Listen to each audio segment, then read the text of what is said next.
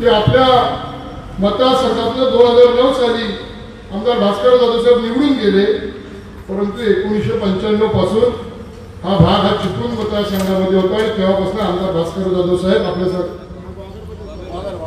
नाही आपली तुरंब वगैरे तिकडे होतं ना, हा तर ते इकडे वीर वगैरे हा भाग सगळ्या बहादरमध्ये होता, परंतु आमची तिकडची जी गावं होती ती चिपळूण मतदारसंघामध्ये होती.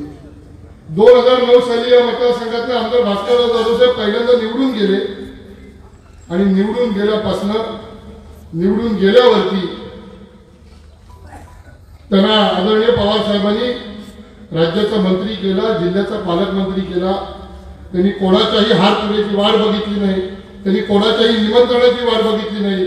त्यांनी स्वतःहून गाव भेटीसारखा कार्यक्रम लावला आणि जिल्ह्याच्या कलेक्टर पासून ते अगदी ग्रामपंचायतीच्या ग्रामसेवकापर्यंत जे म्हणून अधिकारी यांच्याशी संबंधित तुमचे प्रश्न असतील त्या सर्वांना सोबत घेऊन तुमच्या गावागावापर्यंत गेले. तुम्ही कोणी बोलावलं नव्हतं. वास्तविक तेही इतक्या वर्ष आमदार असताना पहिल्यांदाच मंत्री झाले होते आणि म्हणून त्यांनाही स्वाभाविक वाटलं की माझे कुणीतरी हार तुरे देऊन सत्कार करावा, मला लोकांनी बोलवावं, माझं आदर स्वागत करावं. परंतु अशाची कशाचीही त्यांनी वाट बघितली नाही आणि स्वतःहून त्या ठिकाणी गावागावामध्ये पोहोचले. वर्षभरापूर्वी 6 महिन्यापूर्वी महिला बचत गटाच्या महिलांना गाडीमधनं घेऊन त्या ठिकाणी जिल्ह्याच्या ठिकाणी जाण्याचे प्रकार जिल्ह्यामधून होत होते आणि सांगितलं जात होतं आम्ही शासन आपल्या दारी त्या ठिकाणी कार्यक्रम आणलाय, शासन आपल्या दारी कार्यक्रम आणला म्हणून सांगत होते. आणि कार्यक्रम काय तर अशाच प्रकारे लोकांना एकत्रित कुठेतरी जमवायचं आणि लोकांना काय असतील ते इव्हेंट करून एक प्रकारचा इव्हेंट करून दाखले द्यायचे. म्हणजे एका बाजूला दाखले ते साठवून ठेवायचे, लोकांना गडीगडीला गर्दीला लगेच लागणारे दाखले आपल्या ऑफिसमध्ये ठेवायचे आणि लोकांना एखाद्या गावामध्ये जमवायचं आणि बघा कशा पद्धतीने सरकार तुमचं काम करतंय म्हणून दाखले द्यायचे. पण खऱ्या अर्थाने जर का शासन आपल्या दारी कोणी राबवलं असेल तर ते 2009 सालापासून आपले आमदार भास्कर जाधव साहेब त्या ठिकाणी राबवत आहेत, ते आपल्या सर्वांना मान्य करावं लागेल. प्रत्येकाच्या गावागावात जातात, प्रत्येकाच्या अडीनडीला प्रत्येकाच्या सुखदुःखामध्ये ते सहभागी होतात. कधी विकास कामांच्या भूमिपूजनाच्या निमित्ताने, कधी विकास कामांच्या उद्घाटनाच्या निमित्ताने, कोणाच्या लग्न कार्यात, कोणाच्या घरात कधी काही जर का दुःखात एखादी घटना घडली तर त्या निमित्ताने, नाहीतर तुम्ही बोलव दे अगर न बोलव दे गाव भेटीच्या निमित्ताने जायचं, गावच्या बैठकीवर बसायचं, सर्व जाती धर्माच्या सर्व पक्षाच्या लोकांना बोलवायचं आणि तिथं तुम्हाला मतं दिलीच की नाही दिली, तुम्ही किती मतं दिलात ह्याचा लेखाजोखा मांडायचा नाही, ह्याचा विचार करायचा नाही. तर आलेल्या प्रत्येक व्यक्तीचा मी लोकप्रतिनिधी आहे या भावनेतून त्या ठिकाणी लोकांच्या समस्या ऐकून घेतात, लोकांच्या समस्या सोडवतात, तिथं चर्चा करतात. एखादा प्रश्न कोणतो मांडेल तो होण्यासारखा असेल तर होय सांगतात, नसेल होण्यासारखा तर तिथलं तिथे नाही सांगतात. परंतु खोटं बोलवून एखाद्याला फसवत नाहीत. बघतो करतो, पत्र पाठवलं, मंत्रालयात पाठवलं, मंत्र्याने दिलं असलं कधीही सांगत नाही. एखाद्याला वाईट वाटलं तरी चालेल, परंतु ते सांगतात बाबा रे हे माझ्याकडनं काम होईल, हे माझ्याकडनं काम होणार नाही, पुढच्या वेळेस जेव्हा मी येईन तेव्हा ही कामं झालेली असतील. आणि पुन्हा जेव्हा पुढच्या वेळेस कधी जातात त्यावेळेस त्या ठिकाणी ते लोकांसमोर बसतात आणि पहिला जुना हिशोब देतात. असं नाहीये की लोक येतील मानतील आम्ही उठून जाऊ. साहेब बसतात ते सांगतात मागच्या वेळेस मी तुमच्या गावामध्ये आलो होतो त्यावेळेस मी ही तुमची कामांची तुमची यादी होती, तुम्ही ही कामं मागितलं होतात ती पूर्ण करून मी आज या ठिकाणी आलो, पुढची तुमची कामं सांगा. अशा पद्धतीने ते सातत्याने लोकांच्या फिरत असतात. 2018 साली त्यांच्या पायाला दुखापत झाली. त्या दुखापतीनंतर त्यांना फिरता येत नव्हतं, चालता येत नव्हतं. वॉकरचा आधार घेऊन त्या ठिकाणी चालायला लागायचं. डॉक्टरनी सांगितलं वर्ष 6 महिने तरी तुम्ही त्या ठिकाणी पाय टेकवू शकणार नाही. आणि म्हणून त्या ठिकाणी ते जेव्हा घरी होते तर घरी ते काही शांत बसले अशातला भाग नाही, परंतु लोकांना त्यांना भेटायला यावं लागत होतं, ते लोकांपर्यंत पोहोचू शकत नव्हते. वर्षभर नाही थांबले ते, 6 महिने नाही थांबले ते, 15-20 दिवसात महिनाभरातच त्यांनी लोकांना भेटायची सुरुवात केली. परंतु लोकांना माझ्याकडे यावं लागतं ह्याची कुठेतरी त्यांच्या मनामध्ये खंत होती, कारण त्यांची सवय होती की आपण लोकांपर्यंत जायचं. म्हणून त्यांनी लगेच आणि त्यांची पायाची शीर जी दुखवली त्यावेळेस आठवून बघा त्यावेळेस श्रावण महिना होता, 5 दिवसाचे गणपती गेले आणि त्यांनी मला सांगितलं, विक्रांत मी लोकांपर्यंत पोहोचू शकत नाही, लोकांना खास्ताखात माझ्यापर्यंत यावं लागतं, तू एक काम कर, गुहागरमध्ये जा, मुळे भाऊंना सोबत घे, इतर आपले जिल्हा परिषद पंचायत समिती सदस्य पदाधिकाऱ्यांना सोबत घे आणि लोकांच्या गावागावात जा आणि लोकांना सांग की मी त्या ठिकाणी जागेवर असल्यामुळे मी म्हणजे विक्रांत म्हणून आलोय, तुमच्या काही समस्या असतील तर मला सांगा, तुझ्याकडनं सोडवण्यासारखे असतील तर तो सोडव, तुझ्याकडनं सुटण्यासारखे नसतील तर त्या ठिकाणी तू सोडवू नको, माझ्यापर्यंत मी बघतो. मी गावागावात जायला लागलो.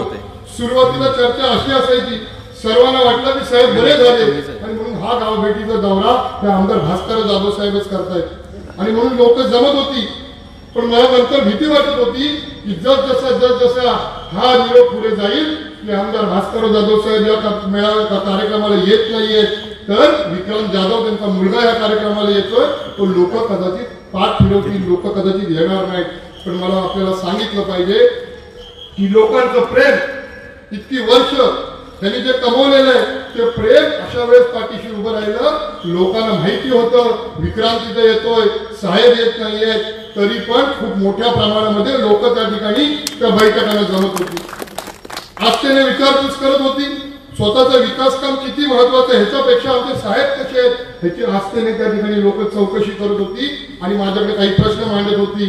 त्याच्यानंतर असं वाटलं की शेवटी गुहागर तालुका फार मोठा तालुका आहे, त्या सगळ्या तालुक्यातनं फिरत असताना बरेच महिने जातात आणि म्हणून मला असं वाटलं किंवा आम्हाला असं वाटलं की साहेब आता चालायला लागतील आणि साहेबच त्या ठिकाणी खेड आणि चिपळूण तालुक्याचा गावभेट दौरा करतील. परंतु पुन्हा त्यांच्या पायावरती शस्त्रक्रिया करावी लागली आणि पुन्हा त्यांना जागेवरती बसावं लागलं. त्यांनी मला सांगितलं त्रास घे, गुहागर केलंच तसं चिपळूण कर. आठवा त्यावेळेस आपण नोव्हेंबर डिसेंबरचा वेळ होता, भात कापणी होऊन दिली.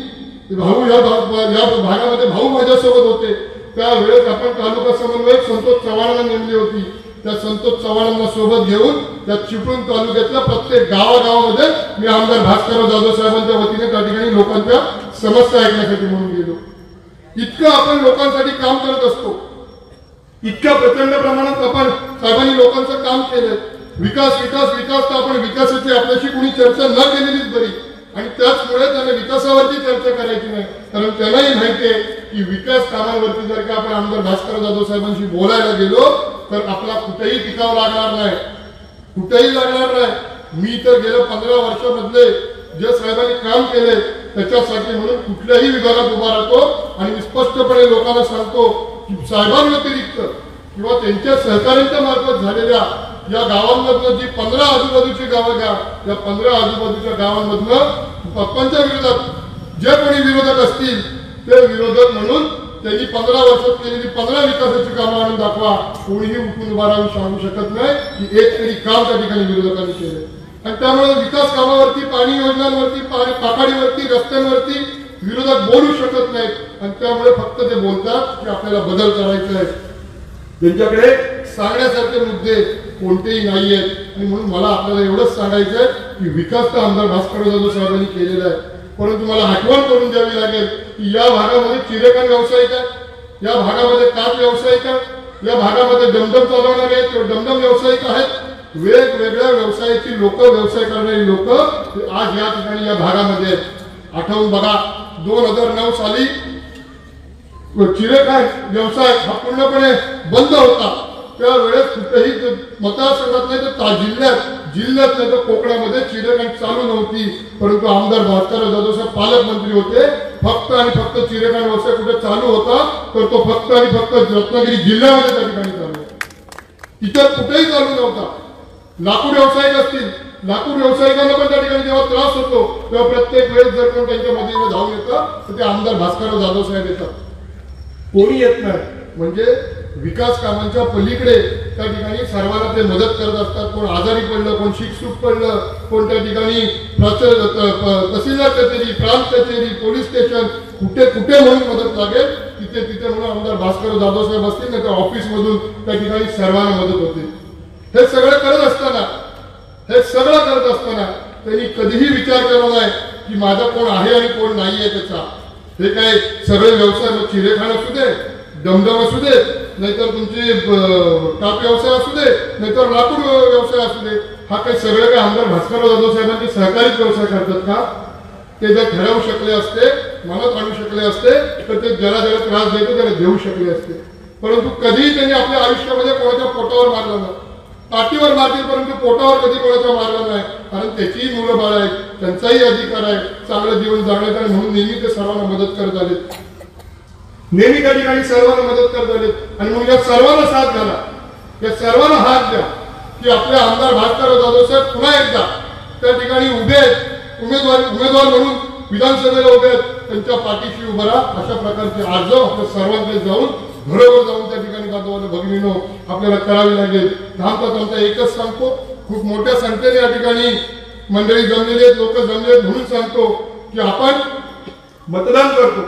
हे मतदान करत असताना आपलं एक एक मत हे किती महत्वाचं ठरू शकतं हे लोकसभेला ज्यांची सत्ता आली त्यांनाही विचारा, आणि ज्यांची सत्ता काही सीटसाठी येऊ शकली नाही त्यांनाही कळले. आणि म्हणून जनतेचं महत्व काय हे सर्वांना तर कळून चुकलंय, परंतु आपलं मतदान हे कुठेही वाया जाता कामा नये ह्याच्यासाठी म्हणून सर्वांनी आपण त्या ठिकाणी लक्ष दिलं पाहिजे. वाया याचा अर्थ काय? मतदान करणं हे जसं आपलं कर्तव्य आहे तसं मतदान आपण ज्याच्या पाठीशी उभं करतो ते मतदान सत्कर्मी लागलं पाहिजे, एवढं लक्षात ठेवा. सत्कर्मी एवढ्या करताच म्हणतो की आमदार भास्करराव जाधव साहेब निवडून येणार आहेत आणि म्हणून त्यांच्या पाठीशी उभं केलेलं मतदान म्हणजे सत्कर्मी लागेल असं मतदान नाही. तो कोणालाही करा मतदान, परंतु त्या ठिकाणी जो म्हणून उमेदवार उभा राहील तो पुढची 5 वर्ष तुमच्याकडे वळून बघणार आहे की ह्याचा आपण सर्वांनी विचार करा. याचा आपण सर्वांनी विचार करा. 2009 सालापासून जे म्हणून उमेदवार त्यांच्या विरोधात उभे राहिले, जे म्हणून साहेबांच्या समोर उमेदवार म्हणून उभे राहिले, ते उमेदवारी त्यांनी लढवली, निवडणूक लढवली, ते उमेदवार तुम्ही आपण म्हणतो निकालाच्या दुसऱ्या दिवशी, तर निकालाच्या दुसऱ्या तिसऱ्या दिवशी नव्हे, तर ज्या ज्या दिवशी मतदान झालं त्या संध्याकाळी 6 वाजता मतदान संपलं, 7 वाजता सर्व उमेदवारांनी आपापली घरं धरली. पुन्हा तुमच्याकडे बघायला कोणी आलेलं नाही. आमदार भास्करराव जाधव साहेब असतील, तर त्यांच्या आमच्यासारखे या भागामध्ये किंवा इतर भागामध्ये काम करणारे सहकारी असतील, हे सातत्याने आम्ही तुमच्या अडीअडचणीला धावत असतो. आणि म्हणून आमदार भास्करराव जाधव साहेबांच्या 5 वर्ष सातत्याने काम करणाऱ्या व्यक्तीच्या पाठीशी उभं राहणं, त्या व्यक्तीला मत देणं म्हणजे तुमचं मत सत्कर्मी लागणे, एवढं लक्षात आपण सर्वांनी ठेवलं पाहिजे. एवढं सर्वांनी त्या ठिकाणी आपण सर्वांनी लक्षात ठेवलं पाहिजे. मला खरं तर सांगू, पहिल्यांदाच साहेबांच्या प्रचारानिमित्त व्यासपीठावरनं भाषण करण्याची संधी मिळाली. 2014ला मी राजकारणात आलो. 2014ला मी राजकारणात आलो तेव्हा मी फार लहान होतो. मला काही संधी तेव्हा म्हणजे दिली असती तरी आम्हाला कितपत बोलता आलं असतं मला माहित नाही, परंतु 2014ला काही मला संधी मिळाली नाही. 19ला काही तांत्रिक कारणामुळे संधी मिळाली नाही. 19ला तर मी म्हणजे 18ला मी इतका फिरलो होतो गावागाव, तेव्हा माझे काही मुद्दे तयार होते, पण तीही मला संधी मिळाली नाही. शेवटी योग्य वेळेला संधी मिळते की आता 2024ला या ठिकाणी आपल्या सर्वांच्या आपल्या सर्वांच्या समोर बोलण्याची संधी मिळाल्याचा आनंद निश्चितपणे त्या ठिकाणी माझ्या मनामध्ये आहे. आणि त्यांनी बोलून एवढ्या करताच दाखवलं की आपण इतक्या हजारोच्या संख्येने या ठिकाणी जमून जो पाठिंबा आमदार भास्करराव जाधव साहेबांना म्हणजेच माझ्या वडिलांना आपण दर्शवतोय, म्हणून त्या ठिकाणी आपल्या समोर ही भावना व्यक्त केली. आणि म्हणून येणाऱ्या 20 तारखेला आपण सर्वांनी मोठ्या संख्येने बाहेर पडा. कोण आपल्याला घ्यायला येते, कोण बोलवते याची वाट बघू नका. स्वतःचं कर्तव्य समजून तुम्ही 20 तारखेला मतदान केंद्रावर पोहोचा. 2 नंबरला आपल्या आमदार भास्करराव जाधव साहेबांची मशाली निशाणी आहे. त्या मशाली निशाणी समोरचं बटन दाबून आपण हजारोच्या संख्येने त्यांची जी इच्छा आहे की 50,000चं मताधिक्य घेऊन मला त्या ठिकाणी यावेळेस विजयी व्हायचं आहे, कारण मी जनतेची कामं केली आहेत, ती इच्छा आपण पूर्ण करण्यासाठी मशाली निशाणी समोरचं बटन दाबून हजारोच्या संख्येने आपण मतदान करून आमदार भास्करराव जाधव साहेबांना निवडून देऊया. अशा प्रकारचा आग्रह आणि विनंती करून आपल्या सर्वांची रजा घेतो. जय हिंद, जय महाराष्ट्र.